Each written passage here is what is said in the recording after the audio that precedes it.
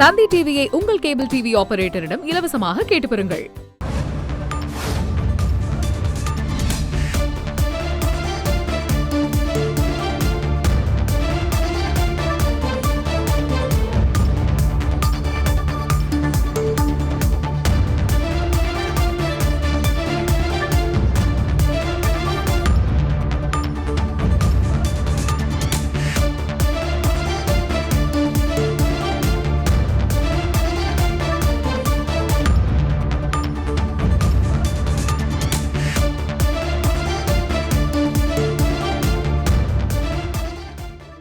கோவிலில் நாளை மறுநாள் வைகுண்ட ஏகாதசி சொர்க்க வாயில் திறப்பு நிகழ்ச்சி நடைபெற உள்ளது.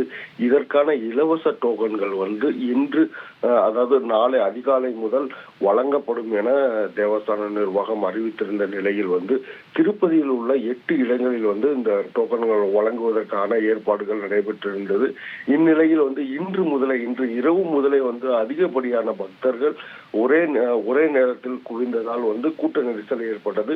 இந்த கூட்ட நெரிசலில் சேலத்தைச் சேர்ந்த ஒரு பெண்மணி மல்லிகா என்ற பெண்மணி கூட்ட நெரிசலில் சிக்கி மூச்சு திணறல் ஏற்பட்டு உயிரிழந்ததாக தெரிய வந்துள்ளது. அவருடைய உடல் தற்போது திருப்பதியில் உள்ள அரசு மருத்துவமனைக்கு எடுத்துச் செல்லப்பட்டு பிரேத பரிசோதனைக்காக வைக்கப்பட்டுள்ளது. மேலும் கூட்ட நெரிசலில் உள்ள பக்தர்களை கலைத்து பாதுகாப்பு ஏற்பாடுகள் தற்போது நடைபெற்று வருகிறது.